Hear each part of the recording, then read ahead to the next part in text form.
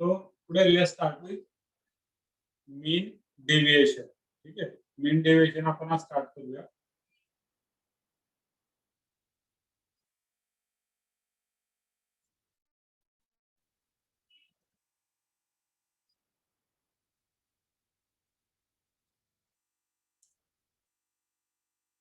Now for finding mean deviation or standard deviation. त्याच्यावरती दोन topic आहेत. आपण रेंज बघितलं, त्यानंतर असणार आहे mean deviation आणि standard deviation. ठीक, variance is nothing but is again can be obtained from standard deviation only. ठीक. So for mean deviation, let us say x bar is arithmetic mean. जो आपण 10th ला mean find out करायचो. Capital M is nothing but median. Capital N is total frequency or total number of observations. ठीक. Now using this, we can find out mean deviation for different type of data sets. So for raw data, mean deviation from mean, or it can be also read as mean deviation about mean. ठीक आहे, या दोघांचा अर्थ एकच होतो. mean deviation from mean किंवा mean deviation about mean. So mean deviation can always be find out using mean or median. बघा, जरी या ठिकाणी शब्द mean असला तरी आपण mean deviation from mean पण find out करू शकतो आणि mean deviation from median पण find out करू शकतो.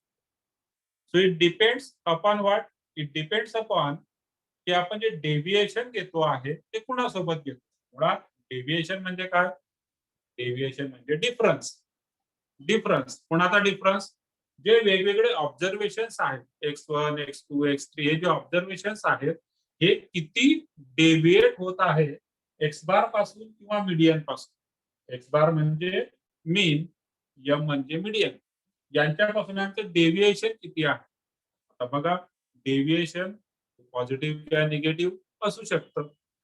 ठीक आहे, सपोज माझा मीन जर 5 असेल आणि वेगवेगळे जे ऑब्झर्वेशन आहेत ते 2, 3, 4, 5, 6, 7, 8 वगैरे असतील, तर काही केसेस मध्ये डेव्हिएशन पॉझिटिव्ह येणार, काही केसेस मध्ये डेव्हिएशन निगेटिव्ह येणार. डिफरन्स काही केसेस मध्ये 0 सुद्धा येऊ शकतं. ठीक. So always you have to take mod of that deviation. म्हणजे मला पॉझिटिव्ह डेव्हिएशन घ्यायचं आहे. डेव्हिएशन किती आहे? -5 असलं तरी मी +5 घेणार आणि +5 असलं तरी मी +5 घेणार. म्हणजे मला त्याचा मॉड घ्यायचा आहे डेव्हिएशन. आणि या सगळ्या डेव्हिएशन्सचा मॉड घेतल्यानंतर त्यांची करायची आहे sum. So this symbol is for summation. त्यांची सम करायची आहे divided by total number of observations. You will get mean deviation from mean. आणि ते जर डेव्हिएशन फाइंड आउट करताना मी xi मायनस m केलं, then you will get mean deviation from median. So this is for raw data. For discrete or ungrouped frequency distribution, त्या ठिकाणी grouping नाहीये. लक्षात घ्या, 3 प्रकार आहेत: raw data, ungroup frequency distribution आणि ग्रुप फ्रिक्वेन्सी डिस्ट्रीब्युशन. ठिकाणामध्ये काय फरक आहे? रॉ डेटा मध्ये डेटा आपल्याला या पद्धतीने दिला असतो. For example 2, 3, 5, 7, 9. Ungroup frequency distribution कशा पद्धतीने असतं? इथे असणार xi, इकडे असणार fi. 2, 5, 7, 6 हे xi झाले आणि या प्रत्येकाची काहीतरी फ्रिक्वेन्सी असणार. 3, 2, 1, 7 लाईक दिस. ग्रुप फ्रिक्वेन्सी डिस्ट्रीब्युशन मध्ये काय असणार? लाईक दिस. इकडे क्लास इंटरवल असणार. ठीक आहे, आणि या ठिकाणी fi असणार. म्हणजे 0 to 10, 10 to 20, 20 to 30 लाईक दिस. आणि fi असणार आहे फ्रिक्वेन्सी 5, 7, 3 whatever ठीक आहे. So these are the 3 different types of data sets. Raw data, ungroup frequency distribution, frequency आहे ग्रुपिंग नाही. आणि this is group frequency distribution, frequency पण आहे वरती या ठिकाणी ग्रुप्स त्यांनी दिलेले आहेत. Clear? Now while solving this, just a second. Okay.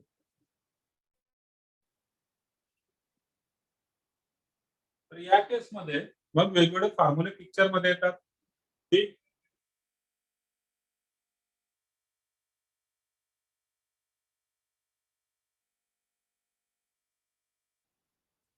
Raw डेटासाठी आपण हा फॉर्म्युला लिहून घेतला. तसंच अनग्रुप फ्रिक्वेन्सी डिस्ट्रीब्युशन या केसमध्ये फॉर्म्युला काय असणार बघा, सेम फॉर्म्युला आहे, फक्त हे जे डेव्हिएशन आहे त्याला मल्टिप्लाय केलेलं आहे आपण एफ आय आणि total number of observation directly आपण या ठिकाणी काउंट करतो 1 2 3 4 5 so n is equal to 5 but here it is summation F I कारण n म्हणजे काय आहे टोटल फ्रिक्वेन्सी. ठीक, इट इज टोटल फ्रिक्वेन्सी म्हणजे या सगळ्या फ्रिक्वेन्सीची सम होणार. ठीक आहे, जस्ट सेकंड व्हिडिओ पॉज होतोय परत एकदा चेक करतो.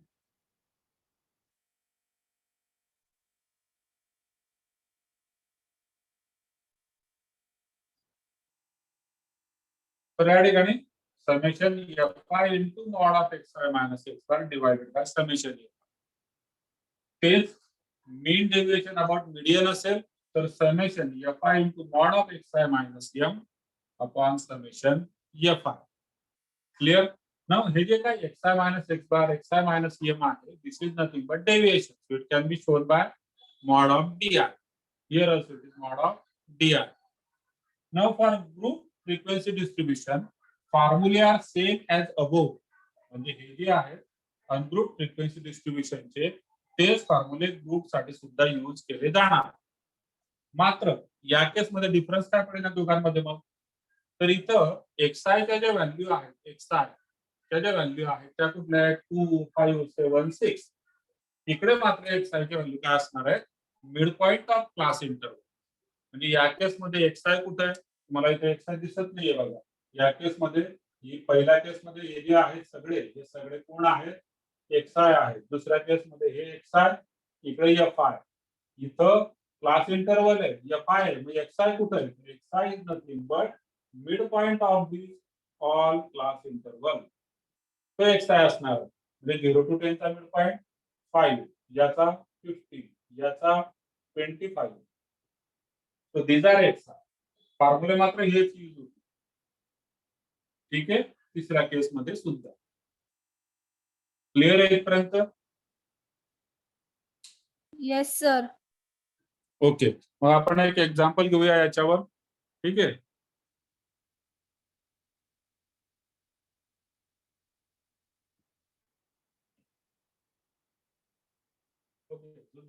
this is the first question.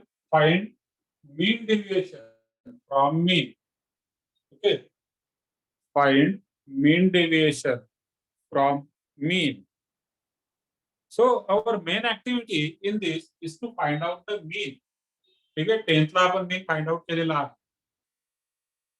10th ला आपण मीन मीडियन मोड फाइंड आउट केलेले. त्या ठिकाणी मोडचं काही काम नाही आपल्याला, पण मीन आणि मीडियन मात्र काढावे लागणार आहे.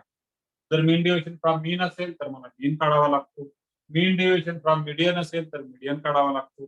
त्याच्या ज्या काही मेथड्स आहेत 10च्या त्या तिथंच असणार आहेत. म्हणजे त्याच मेथड तुम्हाला यूज करायच्या आणि नंतर शेवटी काय करायचंय फक्त मीन डेव्हिएशन फ्रॉम मीन किंवा मीन डेव्हिएशन फ्रॉम मीडियन चा जो काय फॉर्म्युला असेल तो वापरणार. Now this is third case म्हणजे group frequency distribution. So let us first focus on finding the mean. बघा यांचे जे कॉलम्स असतात ना कॉलम्स लर्न करायचे नसतात. According to the formula we have to form the columns. नाहीतर तुम्ही लर्न करत बसणार it will be quite confusing. कुठं काय कॉलम असतात कुठं काय कॉलम असतात. काही ठिकाणी अज्युम्ड मीन मेथड वापरलेली असते, काही ठिकाणी स्टेप डेव्हिएशन मेथड यूज केलेली असते. ठीक, तर अकॉर्डिंगली तुम्ही डायरेक्ट मेथड पण काढू शकता. See mean can be find out by using 3 different methods. 10th ला केलेलं आहे तुम्ही मीन. ठीक आहे, first method direct method, second method assumed mean method, third method is called as step deviation method. Okay, now this assumed mean method is nothing but it is also called as change of origin. And in step deviation, change of scale. obviously as well as origin. So a method, direct method, assumed mean method, step deviation. You can use any method. It's up to you. Unless and until it is mentioned. Mentioned असेल किंवा step deviation ने करा तर मग त्याच्यानेच करावं लागेल. Assume main ने करा तर त्याच्यानेच करावं लागेल. क्लिअर आहे? मात्र जर मेन्शन नसेल तर तुम्ही तिघांपैकी कुठलीही मेथड घेऊ शकतात. क्लिअर? आता 10th ला कॅल्क्युलेटर अलाउड नव्हतं. डिप्लोमाला मात्र तुम्हाला कॅल्क्युलेटर अलाउड आहे. तुम्ही कॅल्क्युलेटरने सुद्धा मोठमोठे कॅल्क्युलेशन असतील तर ते सुद्धा करू शकता. कारण मुळात या ज्या दोन मेथड्स आहेत या कधी यूज केल्या जातात, ज्यावेळेस कॅल्क्युलेशन्स खूप हेवी असतील, मोठमोठे कॅल्क्युलेशन्स असतील, त्या केसमध्ये आपण अज्युम किंवा स्टेप डेव्हिएशन मेथड यूज करतो. ठीक, तर कॅल्क्युलेटर अलाउड असेल तर तेवढे कॅल्क्युलेशनही करता येतात. But still remember, don't rely upon calculator. मग ते म्हणण्यासाठी कॅल्क्युलेटर का नाही वापरायचं, तर वापरायचं जिथं आवश्यक आहे तिथं नक्कीच वापरा, तुम्हाला अलाउड आहे. But don't rely upon calculator की मोठमोठे कॅल्क्युलेशन करून देईल. बघा, कॅल्क्युलेटर कधीही मिस्टेक करत नाही. मिस्टेक कोण करतं? It's a human mistake.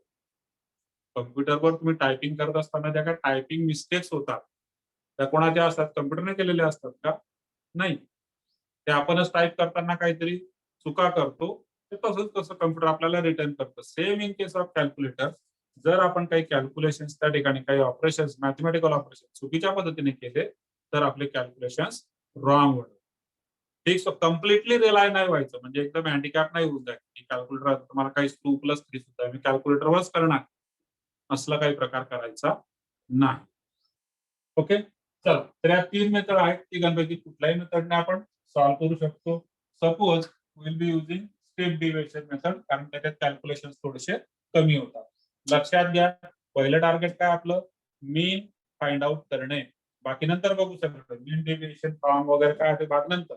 अगोदर काय टार्गेट आहे? मीन फाइंड आउट करणे. हे 10th ला आपण फाइंड आउट टेबल बनवायला घेऊया आपण या ठिकाणी. क्लास इंटरवल लिहू तुम्ही सगळ्यात अगोदर.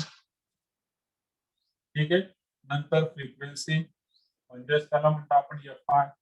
नंतर असतात क्लास मार्क म्हणजे एक्स आय. तर तुम्ही एक कॉलम इकडे तिकडे घेतले तरी चालतात. म्हणजे मी या ठिकाणी जर म्हटलं की समजा इथे मी क्लास मार्क घेतो एक्स आय आणि इथे मी फ्रिक्वेन्सी घेतो एफ आय, तरी सुद्धा चालणार आहे. Because this is something which is given. हे गिवन आहे आणि मग याच्या पुढे बाकीचा सगळा विषय असतो. ठीक, इकडचे बघा कॉलम्स मी तयार केलेले नाहीये, फिक्स कॉलम आहेत ते आपण तयार केले. बाकीचे कॉलम बघू आपण काय काय लागणार. क्लास इंटरवल कोणते? 0 to 10 असे कुठपर्यंत? 40 to 50. So first 0 to 10, 10 to 20, 20, 30, 30, 40, 40, 50 झालं तुमचे क्लास इंटरवल. ठीक, याच्या खाली आपल्याला अजून एक रो लागते सम वगैरे करण्यासाठी. ती पण एक रो घेते. ठीक आहे, आता बघा एक्स आय म्हणजे काय होणार? X I is nothing but mid point of the class interval. ठीक आहे, एक्स आय जे आहेत ते मिड पॉइंट्स आहेत क्लास इंटरवल. काय मिड पॉइंट आहे 0 to 10 चा? 5, 50.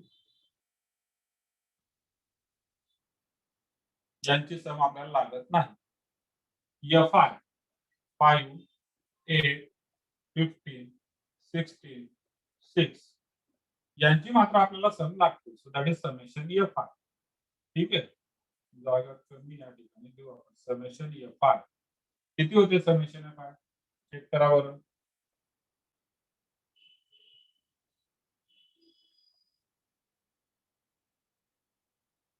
Is it 50? So this is summation F I.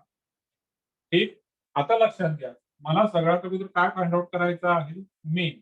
आणि मीनचा फॉर्म्युला काय आहे? X bar is equal to summation F I X I upon summation F I. So that is the formula for mean which is equal to what is summation F I X I. त्याच्याकरता मला F I X I काढावं लागेल. Clear? पण समजा आता बघा F I X I चे numbers आहेत, खूप मोठे नंबर्स आहेत. 25, 15, 35, 16 खूप मोठे होणार. मग आपण या एक्सआय ला कन्वर्ट करून घेऊ शकतो यूआय मध्ये. यूआय म्हणजे स्टेप डेव्हिएशन मेथड जर आपण यूज करत असू तर.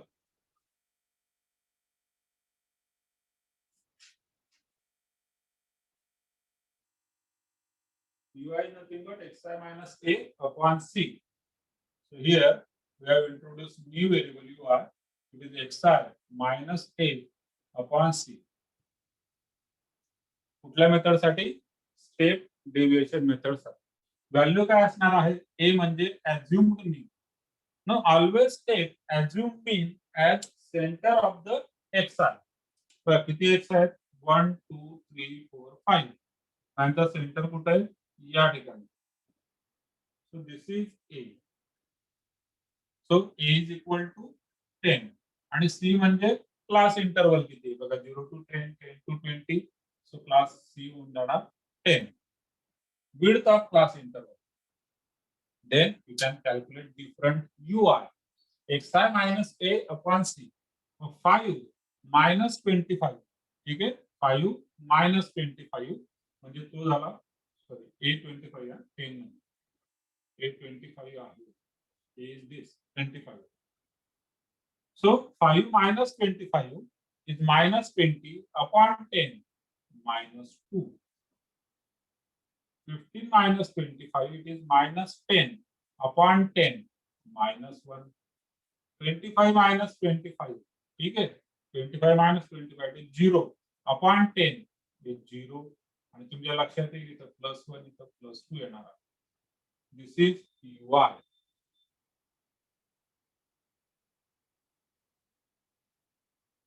Now by step deviation method, this is mean by direct method. हा फॉर्म्युला कशासाठी आहे? डायरेक्ट मेथडसाठी. पण जर का आपण स्टेप डेव्हिएशन यूज करतो आहे तर मीन काय असणार आहे? तो लक्षात घ्या. x bar is equal to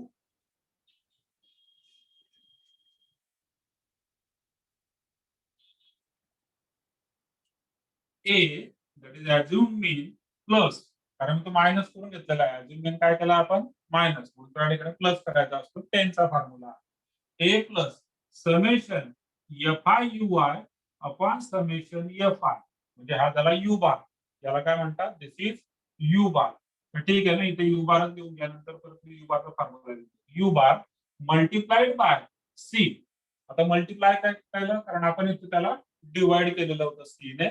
इकडे फायनल आन्सर मध्ये त्याला मल्टिप्लाय करून घेणार. So a plus u bar into c. ठीक. a is how much? a is 25 plus u bar is summation fi ui upon summation fi into c म्हणजे 10. So from this you will get x bar, that is mean. Clear? So ui आपण find out केले. आता मला find out करायचं summation fi ui upon summation fi. मग summation fi तर आहेच आपल्याकडे. आता summation fi ui find out करायला लागेल. And for that we will find out fi ui. किती येणार आहे fi ui? fi इकडे ui 5 into minus 10, 8 into minus 1 minus 8, 15 into 0 0, 16 into 1 16, 6 into 2 12. Here it is fi. ठीक आहे. पुढे अजून काही कॉलम असणार आहेत ते बघू आपण. आपलं टार्गेट आहे अगोदर मीन फाइंड आउट करणे.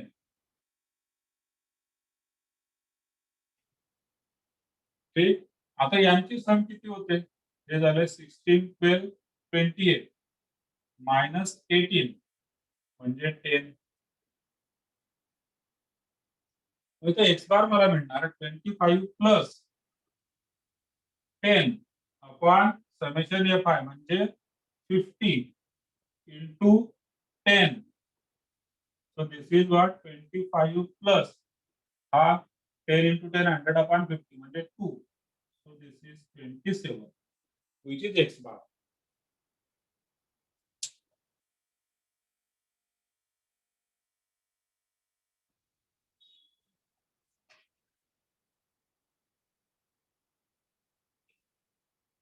क्लियर आहे इथपर्यंत? इथपर्यंत काय Yes, अडचण का विचारा. no, sir. ओके ठीक. This is from 10. आता नवीन काय मग? Mean deviation from mean is something which is new. ठीक. त्याच्याकरता फॉर्म्युला या साईडला लिहिली तुम्ही.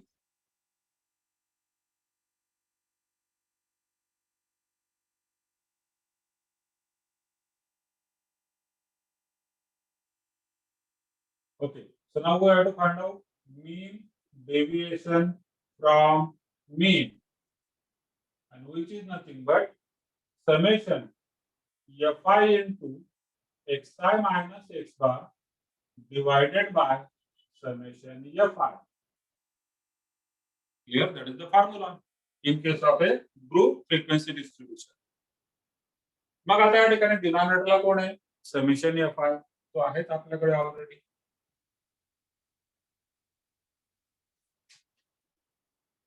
ठीक.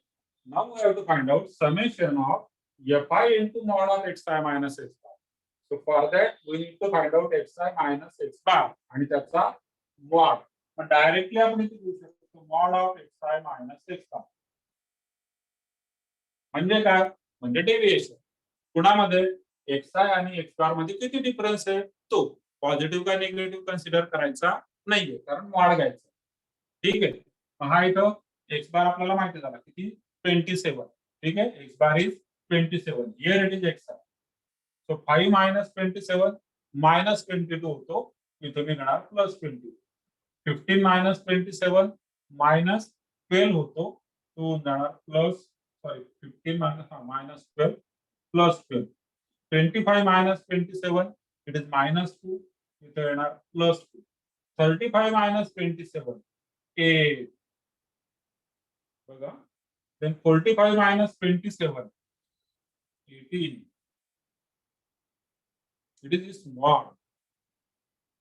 लास्ट कॉलम असणार आहे fi into mod of xi minus x bar म्हणजे न्यूमरेटर तयार होतो तुमचा. बघा अगोदर फॉर्म्युला लिहिला अकॉर्डिंगली मी कॉलम तयार करतो. फॉर्म्युला अगोदर नंतर कॉलम. अगोदर कॉलम नंतर फॉर्म्युला असा विषय नाहीये. त्यानुसार तुम्ही कॉलम ठरवायचे असतात. आता fi into mod fi frequency आपल्याकडे इथं आणि हा मॉड आहे. 5 into 22 110 8 into 12 96 15 into 2 30 16 into 8 128 6 into 18 108. करा यांची सम किती होते?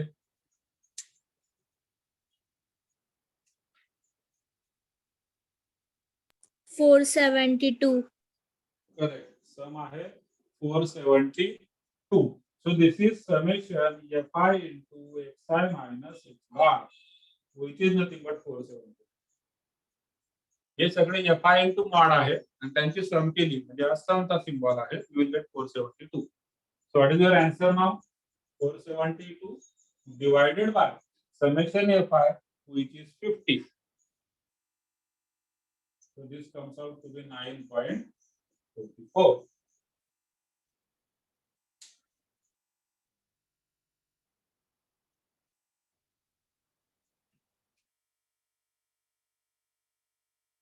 Okay, so let's solve this. Find mean deviation from median for the following data. Now data is same as last example, but here we have to find out from median. Now for this, first of all, we need to find out median. लक्षात घ्या अगोदर काय find out करायचं आहे median. Median म्हणजे जे आपण 10th ला फाइंड आउट केलेलं. So what is the formula for median? Median is equal to L1 plus N by 2 minus FC divided by FM into C. Okay, so that is the formula where one of the different quantities L1 is nothing but lower limit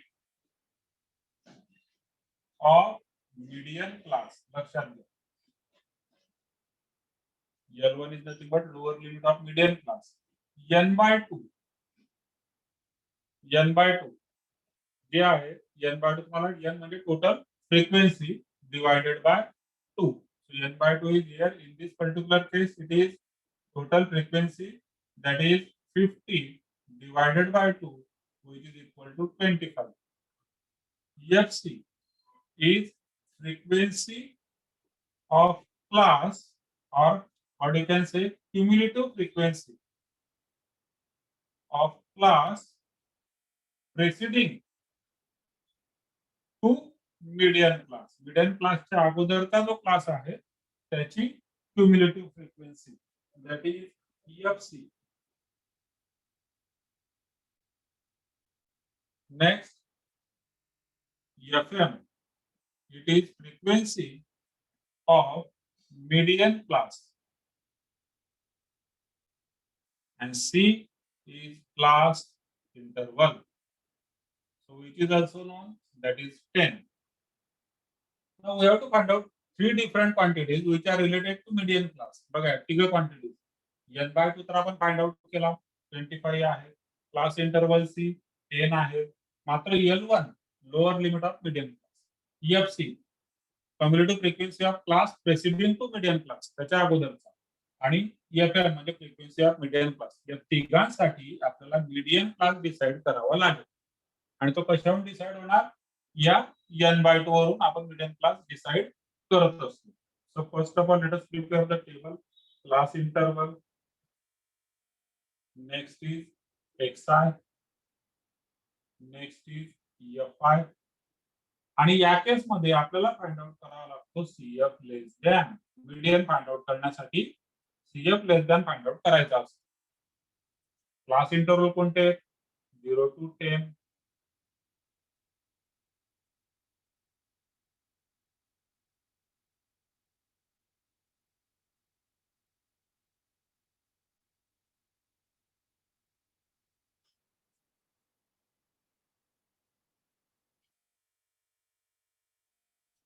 इतके सगळे class interval आहेत आपल्याकडे.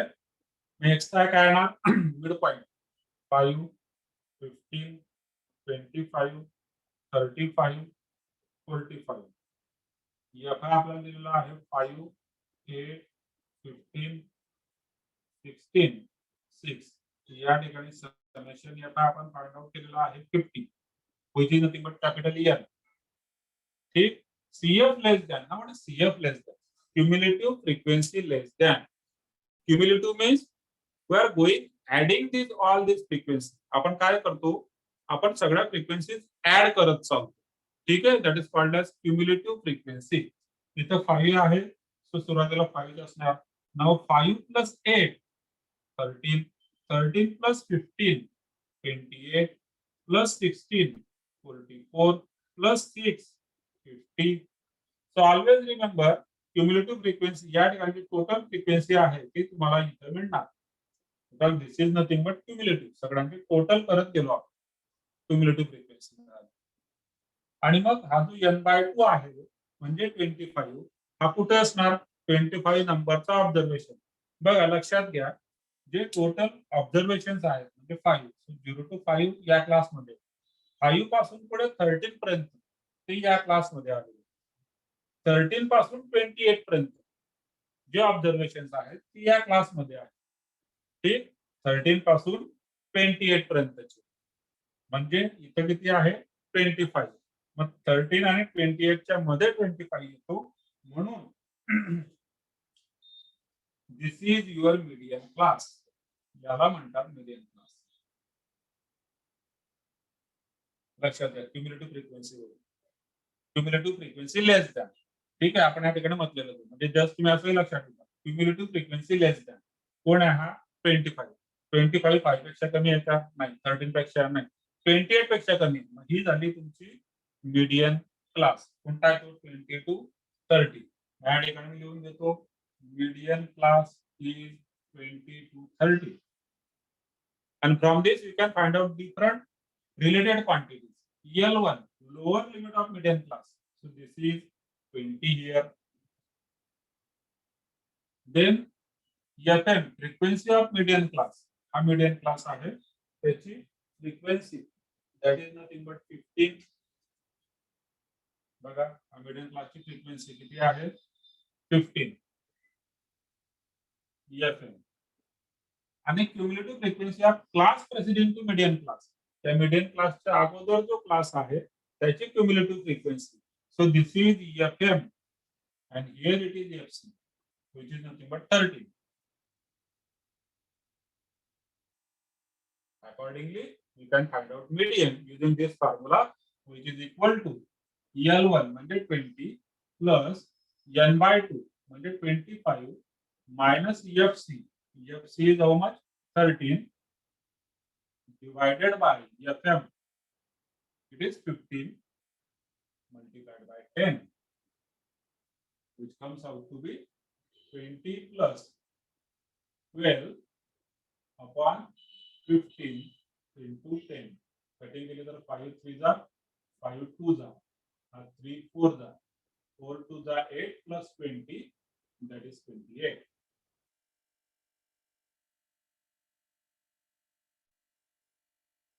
ठीक है, so that is nothing but value.